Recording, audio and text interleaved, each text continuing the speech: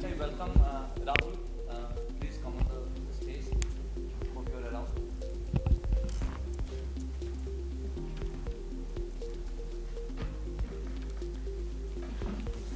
Kapil.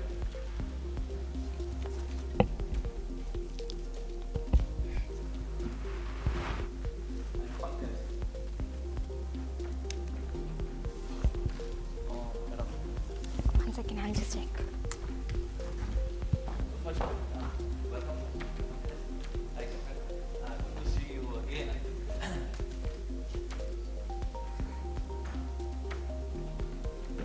Thank you. Thank you. Hey, here he is, Rahul.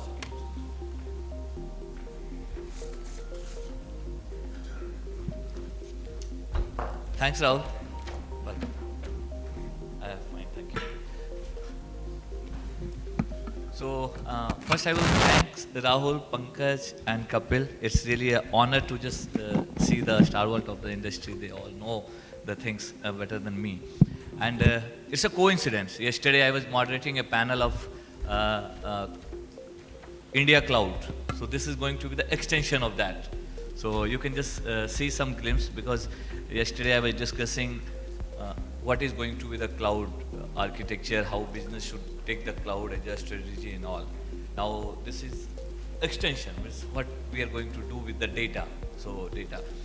So I will, so as a fireside set, it's not going to be the panel discussion. I have to give my views, but my views will be 100% mine, nothing to do with my brand.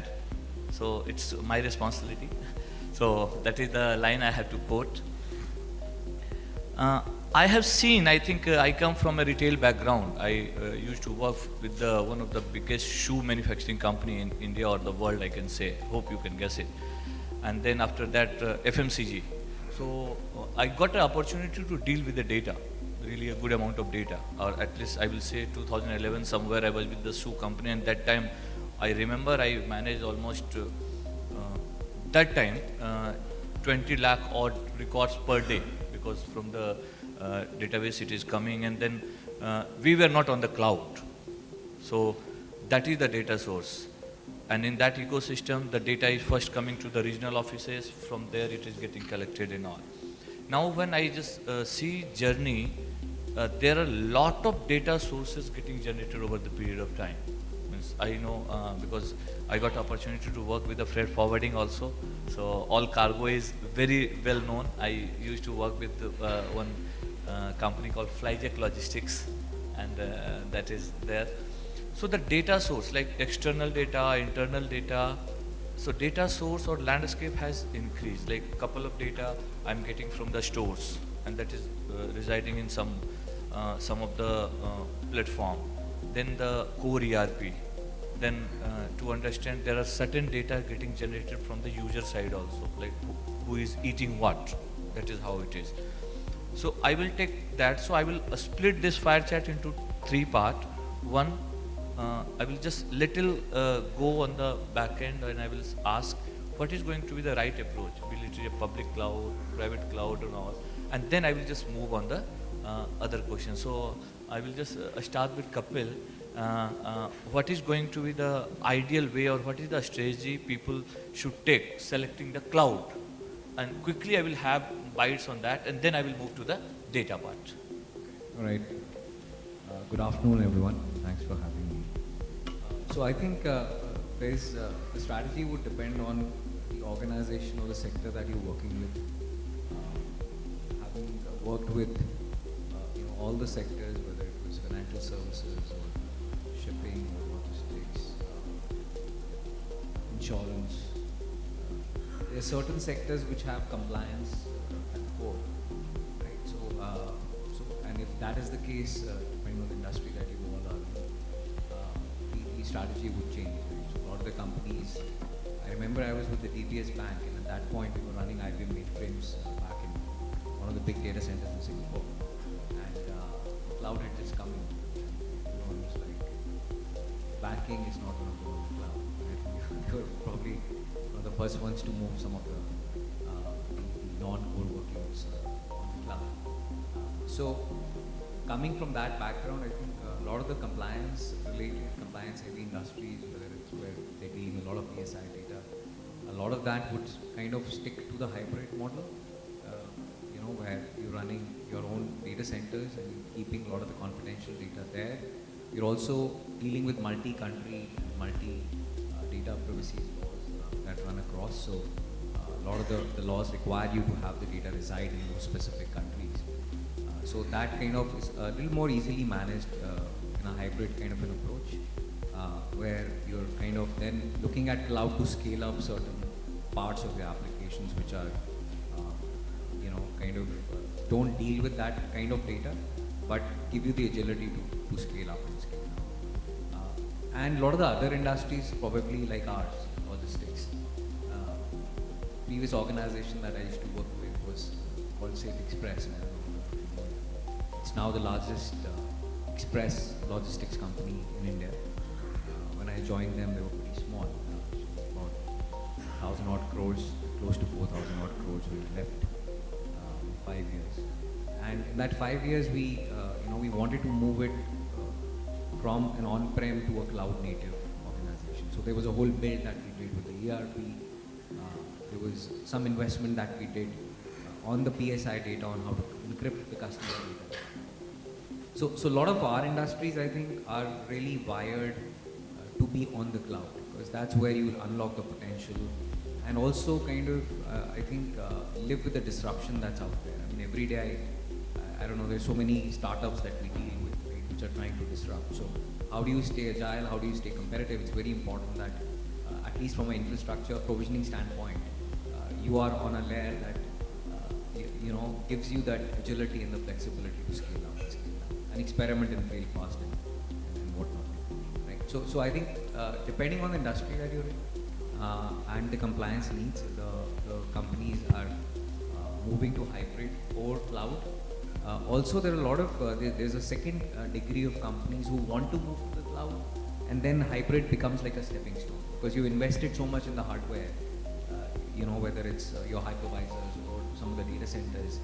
So you would want to get the juice out of that investment before you really get into a native kind of a roadmap. But eventually, I believe in the next 5 years, most of the emerging and the progressive organizations would be cloud native by design. Thank you, Kapil. So before I go to Pankaj, I will just take a touch base from Rahul, because Rahul, you come from, or your company is carrying a legacy. Correct. So it will not be possible you to just cut, lift and shift everything on cloud. Right. So how you deal with that in terms of data? And then I will come to Pankaj, because you have the B2C transaction, so you have the people data, so I will talk about the security and all. So Rahul, for the company like yours, who is having the big legacy system, what the challenges you face, or how you manage the point raised by Kapil hybrid? Right. From an organization perspective, like Apollo Tyres itself, right, the biggest challenge which we initially faced was the mindset of the people. So, it happens, like whenever a new technology comes in, we are very reluctant to actually accept it. So it happened with cloud as well. But due to the pandemic, which actually forced us to, change the kind of approach which we have towards IT or, server commissioning, due to the disruptive SCM, which is a challenge, in fact, which was there. So people start looking, to the cloud as an alternative to actually, expedite the go-to-market phase itself. So from a company perspective, if we talk about the data itself, agreed with Kapil. So if in case we are going to go with a microservices kind of, cloud-native application implementation, yes, it needs to be on cloud. But from an organization standpoint of view, you have to actually look at multiple use cases which you need. So now from a R&D perspective, if you try to move all your workloads from R&D over to the cloud, it's going to be a very big, expensive affair to actually, use those workloads over the cloud. Now, if you talk about, from a perspective of few of the services which are needed in the organization as a basic IT functionalities to work with, you never will decide across to actually, move it to the cloud itself. So cloud, if we talk about, it's a centralized platform where exactly the computing is actually happening faster, but the bottleneck still remains the network itself. So I would not say that any organization such as mine, in fact, will be a complete cloud native organization. We will still be working in more of a hybrid kind of environment, depending on the requirements and the use cases which we have. Thank you, Rahul. So now going back to Pankaj, Pankaj, I will just add, I can see there are a lot of companies who are born in cloud nowadays, and their entire data set is on cloud. So how you think when we are migrating our entire data from in-premise to cloud, or somebody is just getting born in cloud? So what is the security standpoint of view? Because I think that is the one area where I want your bite on that. Yeah, so I would first just add on to what Kapil was mentioning. I remember 2008, I was with a company called Bovas, where we were building a big data platform. 2008, where we were handling 1 terabyte of raw data. And 2008, cloud was very new idea, even AWS. So handling that sort of data on our own premises used to take a lot of time in infrastructure network planning. And then after that, if you see, I was C2 at Freecharge, where I think the data security and privacy is of most concern to retain. And my experience and belief is that unless until there is a strict regulatory and compliance rule which asks you to host data in a certain environment, I have always found that you can achieve resiliency and security. I think government heard your this wish. So they are yesterday they passed the bill of data protection bill. I think that's. So whether it was Freecharge or Lenskart or advertising tech company, we have been almost on the cloud, either born on cloud or quickly migrated to cloud. I think the challenge has been more on the mindset. As that when a new technology comes, if we are in control, we believe it is more secure. And cloud, although that mindset is changing, but I believe it is a lot more around the practices and process that you have around the security and privacy. For example, in Freecharge being a financial listing, there was strict compliance requirements. So we had a very strong encryption and followed by a very strong process to access data. Even the developers would not have access. It's a very strong encryption which need 2 keys. The owner of 2 keys are going to be different people.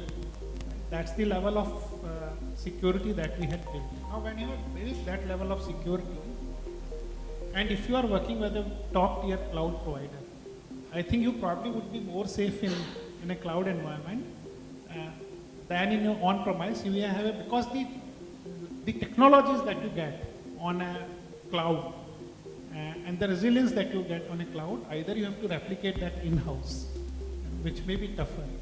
So I have seen in both the premises, whether we were on-premise in Reliance, we have some of the workload on-premise. Largely it comes to what practices and what tools and things you have built around security and privacy, which makes really the big difference. Having said that, I think in my experience, where I really found the need to move from one to other was on the cost efficiencies. So initially cost efficiencies at cloud are better, but for example in Freecharge when Snapdeal acquired us, when the scale became bigger, we found that the cost efficiency would be much better if we move to on-premise from a public cloud. And that was the reason for us to move out from public cloud to private or on-premise rather than anything else. So I think these are some of the factors I would say which would be important. Thank you, Pankaj. So before I go to Kapil for the next question, because I understand the nature of the business what you are into, so lots of other small player, they are working with you because you must be doing the consolidation work and all that kind of thing.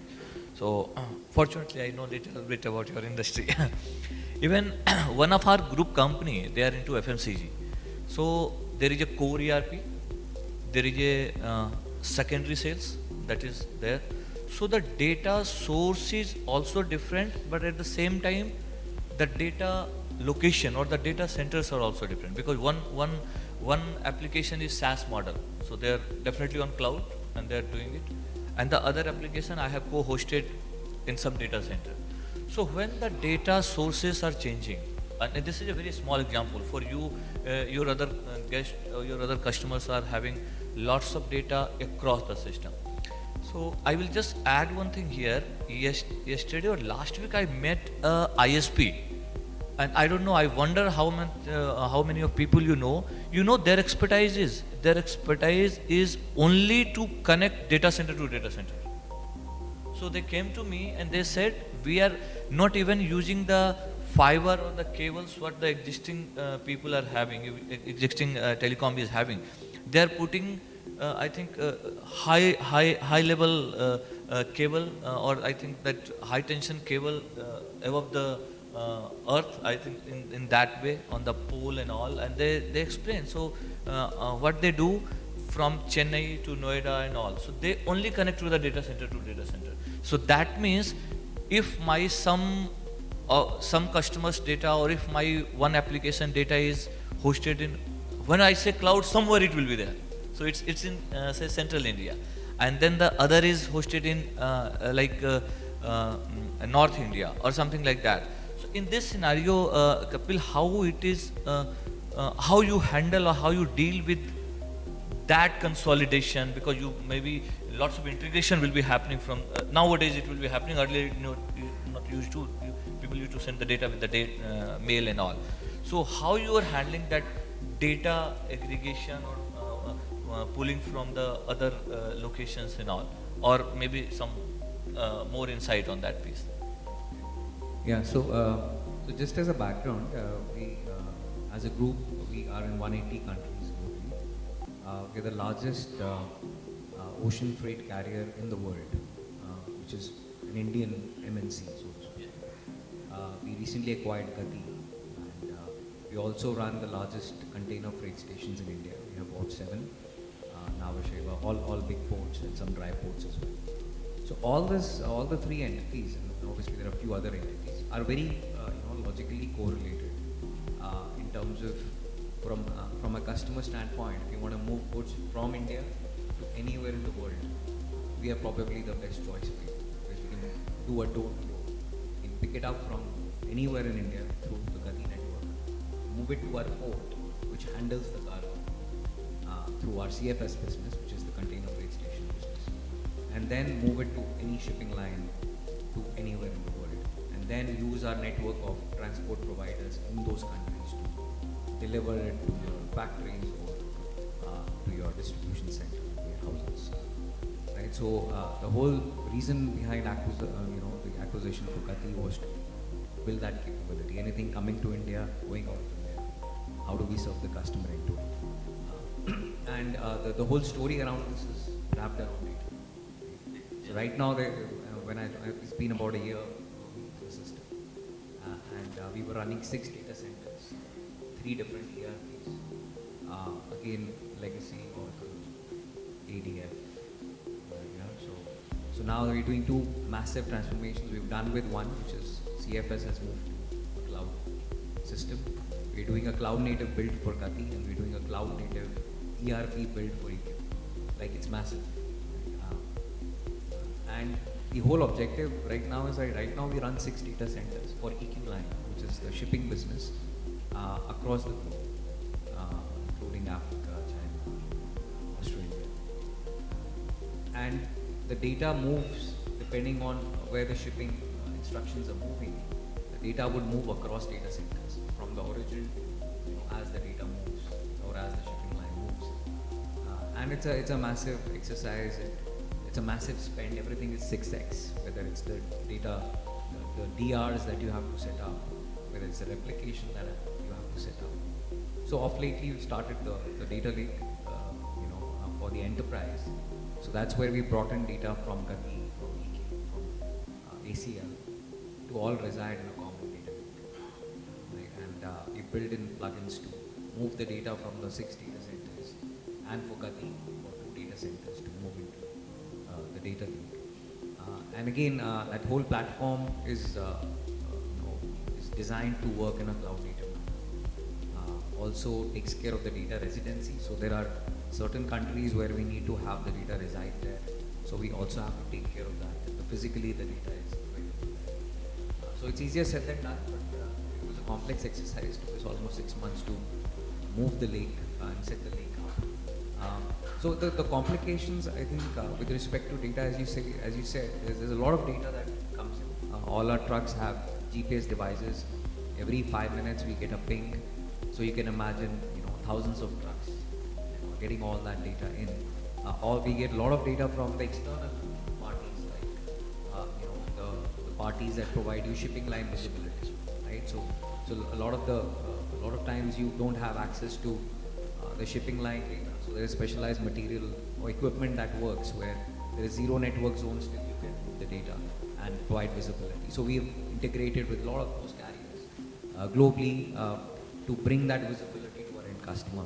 So there's all of this data that's kind of moving in. So obviously we use a lot of the integration platforms. Yeah. It was earlier being done through a custom, EDIs and all of that. So now we're moving it to an integration layer so that we can, the speed of integration goes up, because to me that is a differentiator which a startup is bringing in, right? So how do we function as a startup is really critical. So that's what we are doing, and I think once that, now that the lake is done, the whole visualization, we want to do it across the group as a single visualization platform, and we've already invested in one. I think the previous session was about data virtualization, so obviously that forms a core component of the strategy. That would give us the capability to actually derive a lot of insights out of the data and move from a predictive to a prescriptive kind of analytics going. Thanks, Kapil. See, this is the beauty of sharing the dice with Kapil. I know he's ex-IBM. He can handle this massive data. Definitely I can't. So sometimes I feel what I am doing it. So it's a big, but when you sit with the people like them, definitely you feel, okay, no, a lot to do. Thanks, Kapil, for this insight. On the lighter note, Kapil have explained what is his network. So Apollo Tyre can use their cargoes and use their ships, and I hope they will be using it because they also have lots of businesses across the world. So next question, Rahul, I will come to you. When he talk about the data means existing systems data. That is the one area. If I go one step forward, nowadays cloud native technology and the applications are coming in picture. So instead of doing some application or development or just lift and shift, people are going for that particular piece, the cloud native application. So they analyze, okay, this is my ERP, but if I go and directly use, so I will just give the use case. What happened, one of the database, we were having one application on SQL database. So what we did, we just lift and shift. So we created, instead of a hardware, we created a VM on the cloud. And the entire data, maybe it's a quantum of data, we moved, means we copied and pasted over there, something like that. And but that server is running with the IP, it's a whole server. I don't need it, but only I don't know how to deal with that at that point of time. So how this is going to play a role in quick movement of the data or generating? So instead of traditionally just lift and shift, adaptation of the cloud native application. So how this is going to change the data generation or data movement part? So Rahul, on. Right. So the major issue which we actually nowadays are doing is, we take a easy approach because it's a new technology when you're migrating to cloud. Just take what you have on-prem, move it to the cloud. It's never the right approach because whatever you are actually consuming on-prem may be not required on the cloud infrastructure which you have. Now, any application which is, so from a manufacturing point of view, in fact, if we talk about, there are legacy applications which are running across, They never, thought about, okay, fine, we need to upgrade it, or, let's look at the replatforming or anything like that. Now, you get stuck on those particular applications when you have to migrate that on the cloud because the cloud doesn't support your legacy infrastructure. The problem which you have is, that application is monolithic in nature. So, if in case you want to actually upgrade the application or do even a patching on that particular application, you have to take a downtime for the whole application itself. So, what cloud comes in is, it actually supports the cloud native applications where exactly you can use microservices. So, any application which is running as a monolithic can be converted into microservices architecture, where exactly multiple different services are being consumed and being functional on microservices. So if in case you need to, let's just say patch one segment of the application, you don't need the complete downtime of that particular application. So the approach from the cloud perspective, if in case we talk about is, we need to look at the application first, look at re-platforming when we are migrating to the cloud itself, and look at how exactly we can transform that particular application to work in microservices architecture instead of a complete monolithic architecture itself. In the same manner, the data is actually being generated from every segment. Now, from a use case perspective, you need to understand what do you want to do with the data. So, from an example of what we have in Apollo is we have different plant functions, which is in APMEA and Europe as well. So all the machines which are actually manufacturing that particular product is actually generating the data. Now, the business function actually looked at and see, okay, fine. Why do I have a different time of generation of a tire in a European plant than what exactly we have in India? So we took that particular data onto the data lake. We analyzed what's the processing time for each of the particular function itself, and then we were able to gauge that where exactly the delay is happening, and we were able to look at that application segment and re-platform and see how exactly it can be optimized for a better production value. Thank you, Rahul. So I think I was aware of this yesterday. I met with Chandrasekhar some time back from Apollo. So now, as both of them said, there is a data already, like Kapil have is a consolidation of data from all across the globe. They are also from APMEA and Europe. So once data is there, so that comes in data lake. And if I will not touch the AI, then the discussion is not going to complete, because that is a buzzword in this time. So how AI is going to help in generating the meaningful data, and what kind of role that will play to give the insight across the company or across the CXO's level.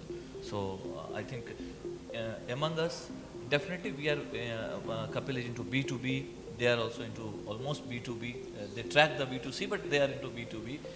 You are directly dealing with the B2C when we talk about the Reliance brand, Agio and all. So, and there AI plays, maybe AI will play a role in both the scenario, even my scenario also, but I am not a speaker, I will not speak. So I will only throwing the question. So, but it will impact you very soon, or it might have started, you must be started using it. So how the AI is going to play a role when you talk about the data insight after consolidation? Okay. Yes. So that's basically the ultimate. We have all this data and consolidation. Those are means to achieve the end outcome, which is the business value and actionable insight, and especially the e-commerce world.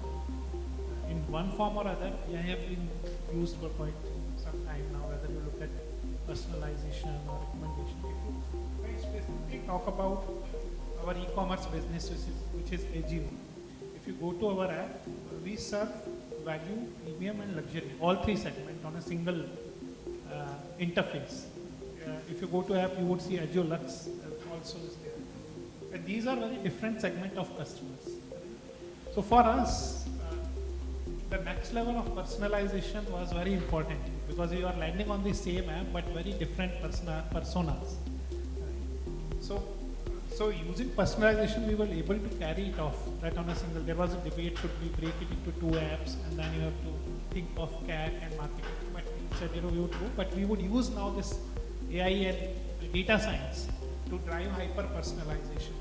So what has happened is, if I look back 5-10 years back, it used to take a lot of time. You have to have your application team and data science team, and then make them work together. Data science understand data, but they don't understand how to make it work at a scale and usable way, and other way around.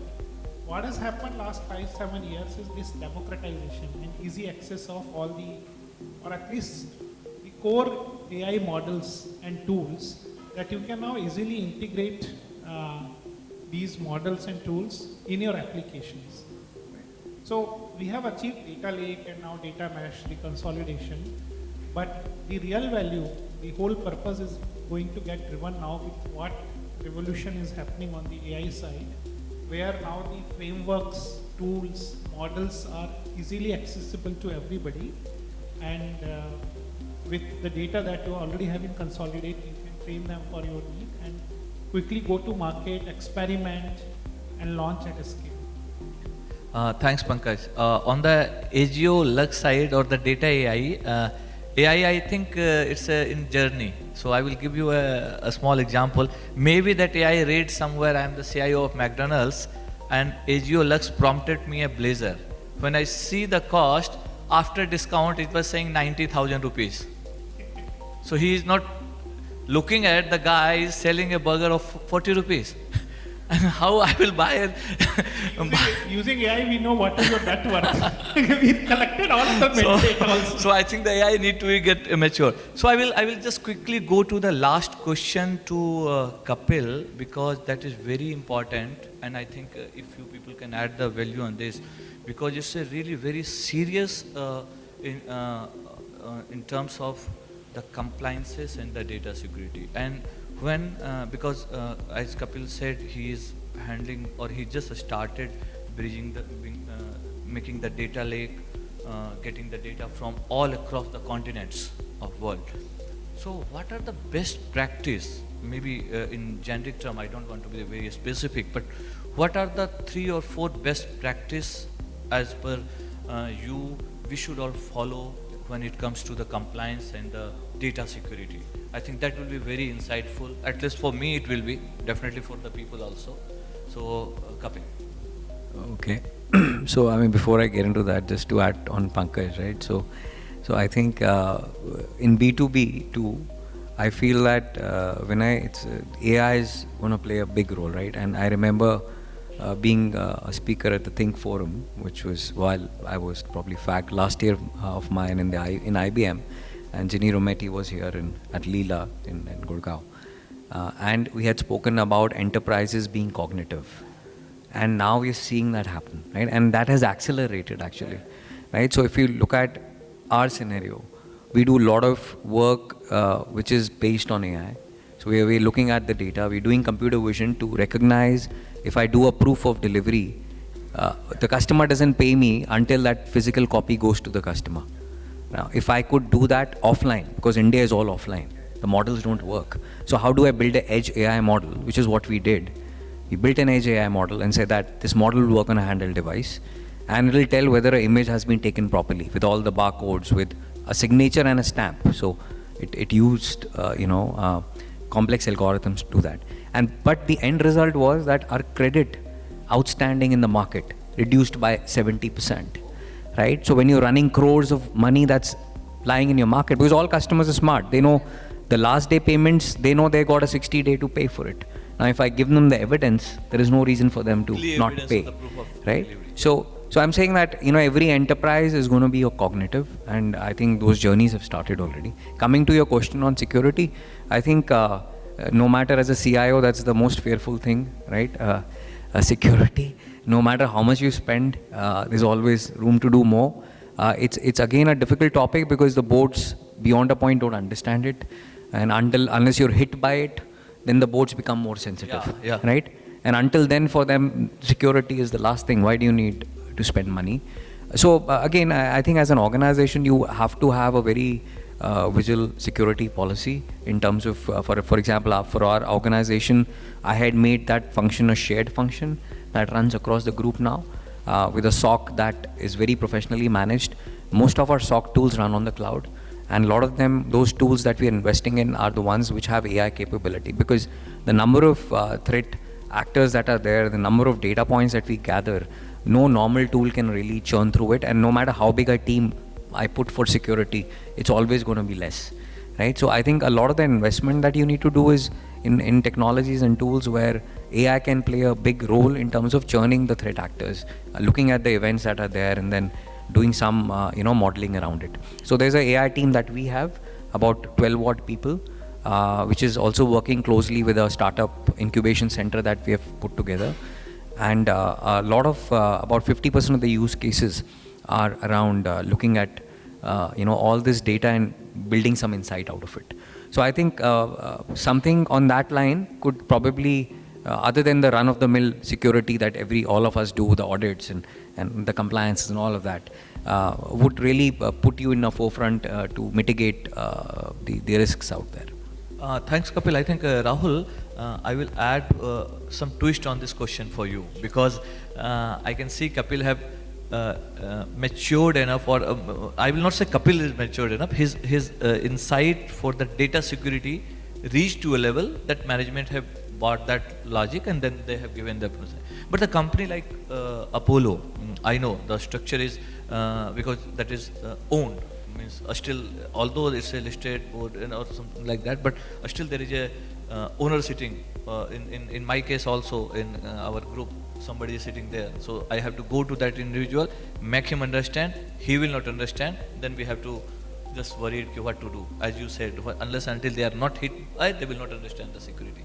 So how you deal, how you make the management understand the data security, how critical it is. So to be honest, the major concern which comes with data security on cloud is we don't own, that particular platform at all. In fact, it's managed by CSP. So you try to govern the models, which is there in fact, but you never know where exactly the data is lying, and you don't have that visibility in that infrastructure altogether. So you really need to actually look at your applications first, like where exactly you're exposing them out, whether they are on private, they are on internet, how exactly they are working all together in terms of that. Now, to make the board or the owner, in fact, to understand this, we only presented them a document, in fact, because manufacturing as an industry, in fact, was sitting in a passive mode, which was not online altogether till the time pandemic hit. Now, if we see the particular threat trends which have been emerging nowadays, manufacturing is 73% now more vulnerable than what exactly we had the threat for BFSI industry before than that. So we just went back. We just told them that we are actually moving a lot of application, a lot of data, which is very much centric towards the business application altogether, towards the cloud, and we really need to actually put in place a lot of services which can actually safeguard the data itself. Whether it's custom hardware itself which you're actually using, whether it's the cloud native services of security which is available. So there are different layers, which you have to actually, it's just not one single layer which you have to, go ahead and, secure your perimeter, where exactly nothing can happen. So one or two instances of cyber attacks, and they were convinced that it's the priority right now to actually work on it, and they move forces about it. Thanks, Rahul. Thanks. I think there is a small input. What I came to know, basically, I always quote this line on the security. One of my friend from the defense, he used to say, when it comes to the data, because the CXO levels, they have all the privilege, they don't know how to use it. So that is the target nowadays. That is what I came to know. So I had a policy in my organization. I written even a mail. I quote: respect all, suspect all. So that is how I believe. So this is what I given. No, it's all good. Second part is on the cloud. Whatever the certification in the security, when the cloud guy come to you and selling his product, so whatever the certification, security, all they're showing, I feel they're showing for their own cloud. So it's not for us. So when we are hosting or when we are going to the cloud, we have to make sure, we have to ensure or secure our data of our own. We have to put our endpoint there. It's not like that if I'm putting a server on the cloud, it is all secure. It's not like that, basically. That is what I just came to. So in the interest of time, Pankaj, just last a small bite for 30 seconds. Yeah, so to add to what Kapil, You can give answer calmly. It's not the political debate on the TV. Yeah. Not 30 seconds. It's Rahul mentioned about influencing people. I would just, of course, you present, educate, influence them. You give example whenever some incident happens. But I would also say, sometimes, like what happens, you do more fire drills. Fire is also a safety issue. So just see if you can do a mock security drill, because it is a controlled environment. They would see the implication. So that is one thing I had tried in a couple of organizations to better educate. In some cases, it worked. The other thing which worked well for me is there is always this race between hacker and protected, actually in the real world. And I tried to simulate it, especially in free charge. So I had two teams. One's job was only to break the security, and another was, and that also worked. So I would share these two other experiences. Thank you. So I think you gentlemen really incredible, and really I'm honored to just had a conversation with you. So any question we can take offline, or if somebody can have one or two, we can take it. So can we have mic, please? That cool. And you have to just be specific, except me, to whom you want the answer.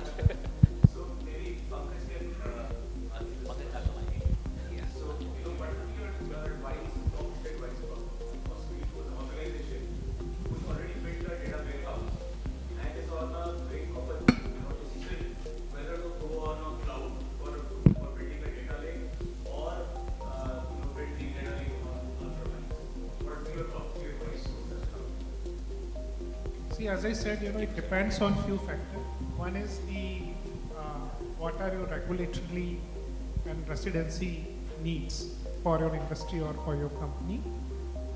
That's one thing. If they are very strict, then you may prefer on-premise. Otherwise, I would say cloud would be better. The other is what is the velocity, scale, and variety of the data that you are getting. And third is what sort of actionable insight, what real-time insights you need. Is it more of a analytics purpose, or it is also that there are some real-time insights that you need? We have been talking about ETL, which in my view is an old concept. You extract, transform, and load and analyze. What in many cases we need today is what I call as sense, act, and archive, which is basically as the things are happening, you sense and immediately act on it, or give a notification to act on it, and then you archive data for larger processing. So if you are more on the later category, cloud helps, brings you a lot of other ecosystem in terms of applications, tools which are easily integratable. But I think these are the three important factors to keep in mind while deciding what would be better. There is one more thing I would like to share, because I faced this in one of the organizations, which was a SaaS company, and we had to serve multiple customers, and then some customers had affinity on a particular cloud, in which case it becomes important that you become cloud agnostic at a data layer. So for example, we used a provider which was the security, and another was, and that also worked. So I would share these two other experiences. Thank you. So I think you gentlemen really incredible, and really I'm honored to just had a conversation with you. So any question we can take offline, or if somebody can have one or two, we can take it. So can we have mic, please? That cool. And you have to just be specific, except me, to whom you want the answer.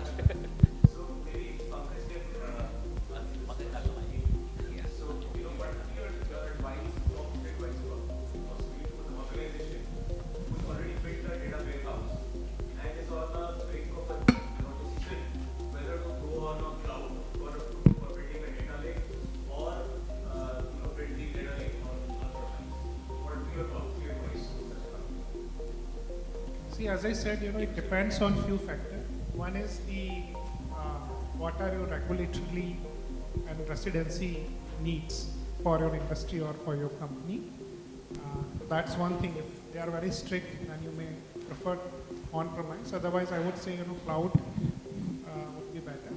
The other is what is the velocity, scale, and variety of the data that you are getting. And third is what sort of actionable insight, what real-time insights you need. Is it more of a analytics purpose, or it is also that there are some real-time insights that you need? We have been talking about ETL, which in my view is an old concept. You extract, transform, and load and analyze. What in many cases we need today is what I call as sense, act, and archive, which is basically as the things are happening, you sense and immediately act on it, or give a notification to act on it, and then you archive data for larger processing. So if you are more on the later category, cloud brings you a lot of other ecosystem in terms of applications, tools which are easily integratable. But I think these are the three important factors to keep in mind while deciding what would be better. There is one more thing I would like to share, because I faced this in one of the organizations, which was a SaaS company, and we had to serve multiple customers, and then some customers had affinity on a particular cloud, in which case it becomes important that you become cloud agnostic at a data layer. So for example, we used a provider which was working with Azure, Google Cloud and AWS, and giving a layer which was abstracting their data technologies from our applications. So that may be another factor we can consider. Thank you, Pankaj. So I think that's all. Okay. Thank you. Thank you. Thank you, everyone. Thanks for listening.